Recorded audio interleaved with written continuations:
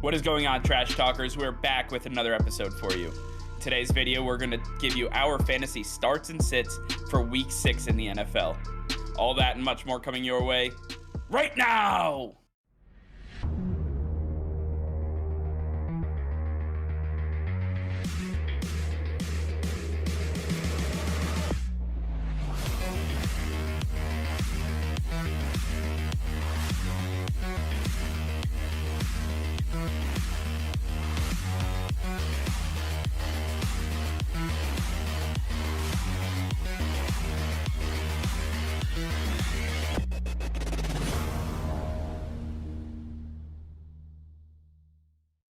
Hey Trash Talkers, over 85% of you are still not subscribed to the channel.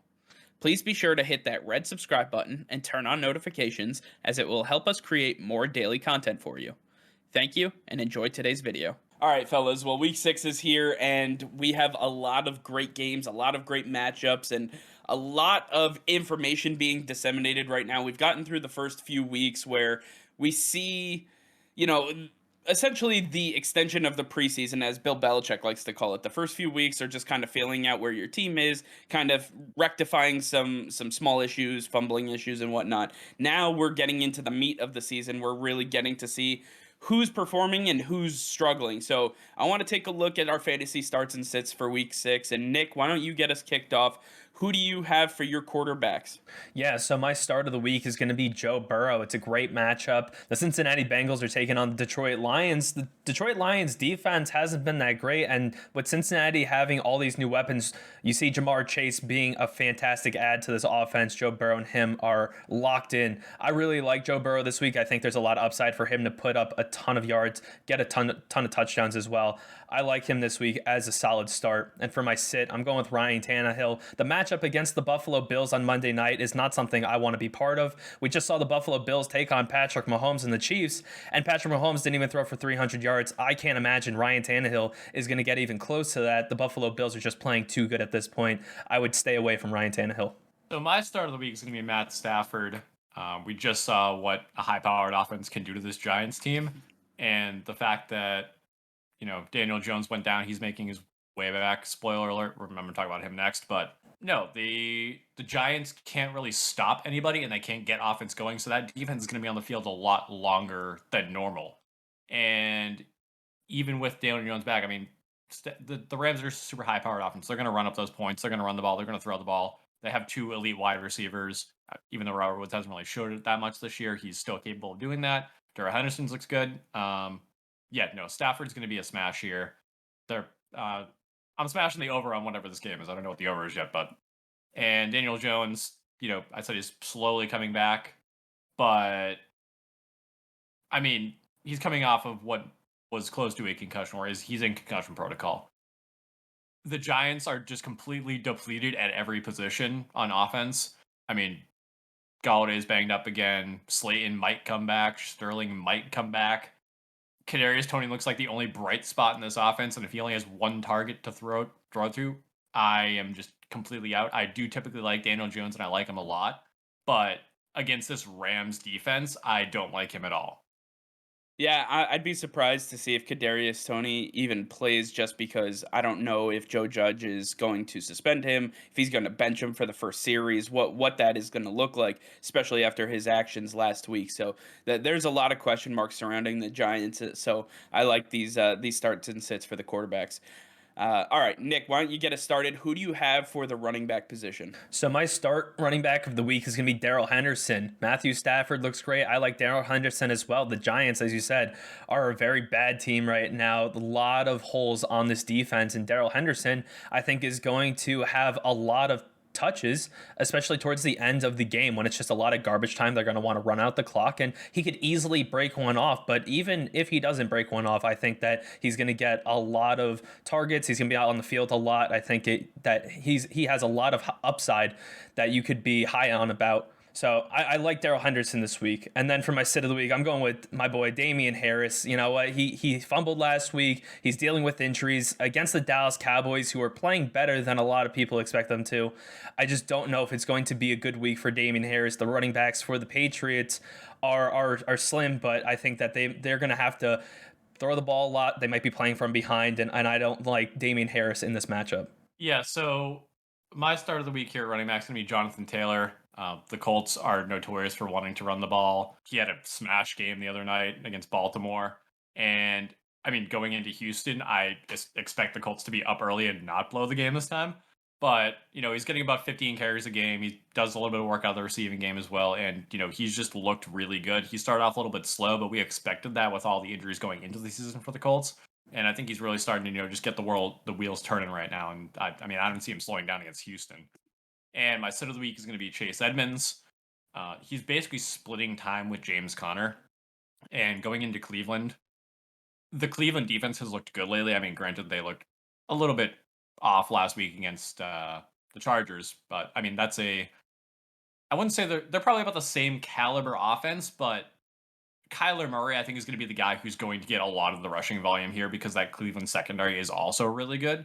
Also, another thing to note, Chase Edmonds doesn't have a touchdown all year. So I don't see that changing right now, especially against a good defense. If I have to pick one of the guys that's going into that game, it's going to be James Conner. That's going to be getting the touchdown. Yeah, no, I agree 100%. And Nick, to go back to you, Daryl Henderson being the start is really good because we saw Ezekiel Elliott and Tony Pollard absolutely decimate this defensive line for the New York Giants. And I believe that we're going to see a lot of the same from Daryl Henderson. Maybe Sony Michel gets involved a little bit, but this is Daryl Henderson's starting job. And they like to utilize one running back in Sean McVay's system. On the other hand, we saw Jonathan Taylor get really involved, as you mentioned, Frankie, and it's just one of those things where I believe that they're going to continue to go with the hot hand. They have a rotation of running backs that they like with Naeem Hines, and they started to utilize Marlon Mack a little more. But Jonathan Taylor is the number one guy. He is the guy who's going to get the bulk of the carries. He works in the passing game. He is the security blanket for Carson Wentz. I really like his fit in this offense, and I believe that the Colts are going to utilize him in a way that should give you a nice, secure way to start him. But before we continue, before we get into our wide receivers, I want to just give a shout out to Frankie for coming onto the show once again. Fantasy 4-pack, partnering up with us for this fantasy show for you guys for this content. Frankie, if you could let us know where everybody could find you guys. Thank you. That is again, thank you for having me. You can find us at Fantasy 4-pack on Instagram, Twitter, YouTube. But yeah, no, I'm assuming our links will be all down here. But we do basically, dive into fantasy. We do 3 shows a week. We go through the whole slate. Then we do have a roster management show. Kind of give you the whole 9 yards. So yeah, if you guys have any questions, I mean, slide in my DMs on Twitter too. I'm answering questions all the time. So Yeah, so we'll keep all the links down in the description below, and Frankie, we'll add your personal handle down there as well, so people can hit you up. And then this is a good time to remind everyone to hit that subscribe button. Make sure to like the video; it would greatly help us a lot. And Nick, why don't you get us started with our fantasy starts and sits for the wide receiver position? Yeah, so start of the week at wide receiver for me, I really like Chase Claypool. It's a great situation right now for Chase Claypool. Mapletron, who's going to go off starting with Juju Smith-Schuster being out for the season. The Pittsburgh Steelers offense is gaining some momentum after beating the Denver Broncos, who are an underrated defense. I think that they're going to continue to go to Chase Claypool. He's going to be their deep threat. Deontay Johnson's going to get the underneath routes. But Chase Claypool, looking back to last season, he had a ton of deep play potential, and he's even getting better with it. The connection with Ben Roethlisberger is getting better week over week. I think that he's going to have even more targets coming his way and even more potential for that big touchdown. I really like Chase Claypool moving forward. And then for my sit of the week at wide receiver, it's a big one. Stephon Diggs for the Buffalo Bills. I don't like the matchup right now with the Tennessee Titans. It's going to be a very easy road for the Buffalo Bills to victory, and I think that means they're going to be running the ball a lot in the second half. When it comes to the red zone, it looks like Dawson Knox and Emmanuel Sanders are the guys for Josh Allen. So I'm staying away right now from Stephon Diggs as he's not putting up fantasy numbers like we expect him to, and really you just got to take a look at your team and realize that there's other guys out there that are better starts over guys like Stephon Diggs. yeah, like this next guy I'm going to talk about, Terry McLaurin. I mean, Terry was drafted as highly as a wide receiver. We didn't really know what to expect with Heineke going into the year because he wasn't the starter going into the year. But Terry's had his ups and downs, but he's still that high volume guy. He's got almost 100% snap share. And he's capable of those boom games. He's going against KC, who we just saw is capable of just being lit up for points. I mean, granted, not the same caliber as the Bills, but that Washington defense is going to help them stay on the field a little bit more. They're going to get turnovers, and I think that's going to lead to dividends for Terry McLaurin. I mean, he's just looked good. Granted, he had a bad game last week against New Orleans, but I mean that's a pretty good defense, and I think it's a lot better than the Chiefs are. My sit of the week, Adam Thielen. He's slowly, I think, being not phased out of the Minnesota offense, but he's been kind of tumultuous all year, and he's dealing with an injury going in is the most important thing for me. If I'm going to bet on one of these guys to not perform between him and Jefferson and whoever else, I think there's like a list of like 5 or 6 players that are injured, it's going to be him because he's getting up there in age. Minnesota ideally just wants to run the ball and then have Justin Jefferson be the deep ball guy. And I mean, I think it's just kind of the changing of the guard, kind of like what we saw with Calvin Ridley and Julio Jones. And I think soon, I mean, I don't know how much I trust Thielen at all the rest of the year. Yeah, I mean those are big sits for both of you guys, Stephon Diggs and Adam Thielen, being told to sit these guys. These guys were drafted, I'd say roughly around the 4th, maybe even 5th round at the latest. I mean, they were drafted to be high volume target guys for your team, especially in PPR leagues. And I agree with what you guys are saying. I think it's going to be tough if you don't have the depth to set these guys, but nonetheless, I agree with you. I think that you're simply playing them right now based on name value and the idea that they can have a game like they're accustomed to. But at this point, we just haven't seen it thus far. And like I said in the open, this is one of those times where we're now getting into the meat of the season. We're seeing those players who have been able to put up, and we're seeing those players that need to shut up now. So why don't you start us off, Nick, with our tight ends and finish out the show? Yeah, so for tight ends of the week, my start is going to be Dan Arnold. I like this matchup. The Jacksonville Jaguars are playing in London, which is like their second home at this point, and the Jacksonville Jaguars seem to always show up in those London games. They always have big outputs. With DJ Chark being out for a long time, possibly the season, I think that Dan Arnold is going to get even more targets. Last week, he got 8 targets, caught 6 of those. And I think that he's going to even get more moving forward as he gets ingrained into this offense. This is going to be his 3rd game with the Jacksonville Jaguars. As he gets that connection going with Trevor Lawrence, I think he's going to get even more looks from the quarterback. I think that his output could be even higher. He could potentially be one of those sleepers that we see come along later in the season. For my tight end of the week, I'm looking towards Jared Cook. The Los Angeles Chargers look great on offense, but it seems like Jared Cook is the odd one out, with tight end Donald Parham looking like the guy who's coming out on top at the tight end position for the Chargers. Big red zone target right there as he's 6'8". Jared Cook, he gets some of the work between the 20s, but that's not what you're looking for. You're looking for high upside at your tight ends. Jared Cook is not going to offer that. Mike Williams, Parham, these are the guys that Justin Herbert is looking for in the red zone. I'm looking to sit Jared Cook this week. So my start of the week is going to be, the Patriots tight end that we didn't think going to be the one that was showing out, Hunter Henry. Going into the year, we expected Jonas Smith to be the guy. It is not the case. Hunter Henry, while, again, the Patriots aren't the same high-powered offense we're used to them being.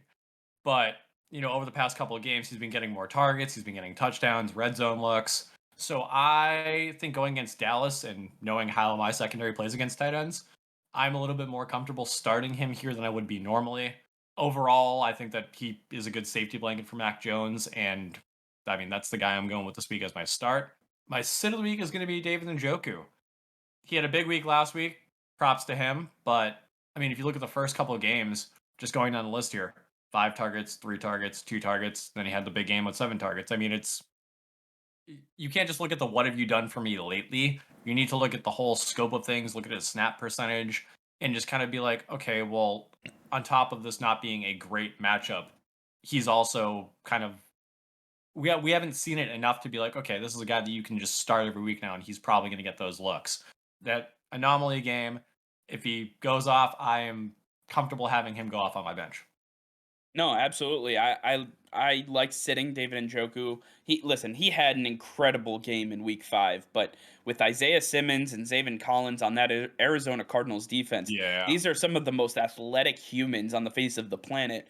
they're going to be out in coverage, especially against the tight ends here. You're talking about David Njoku and Harrison Bryant and Austin Hooper. There's a lot of tight ends here, and Baker Mayfield likes his tight ends. It may not be David Njoku's week. That could have just been week 5. So I need to see more from him before I can put him in the start position. Right now, I'm just going to fade him a little bit longer. Maybe I'll pick him up and set him on the bench for a while, but I need to see a lot more before he enters the fray of the starting lineup. And Nick, on the other hand, I like sitting Jared Cook. Listen, I had Jared Cook in one of my leagues, and he's done absolutely nothing for me. He had one week that really helped me solidify a win, but outside of that, it just seems like he has vanished from this offense. Mike Williams is obviously the #1 target right now. Keenan Allen acting like the biggest decoy on the face of the earth. And then you have Donald Parham, who's just ripping red zone targets away from the rest of this offense. So I like that. And also, you can never forget about Austin Eckler, as small as he is. He's got to be in the fray somewhere. So I like both of those sits, and I like the starts as well. So I want to hear from you guys, though. Let us know in the comments down below what you think of these starts and sits. Let us know if you have any fantasy questions. We're going to have the Fantasy 4-Pack Twitter in the description below. Feel free to reach out to Frankie directly. Feel free to reach out to them with any of your questions as well. And you can find them on YouTube as well. All of that will be below. All right, well, that's going to be all for now. Thank you all for watching. Be sure to like this video and subscribe to the channel if you haven't already. Hit that notification bell. We go live every single day. That'll be all. Peace and love.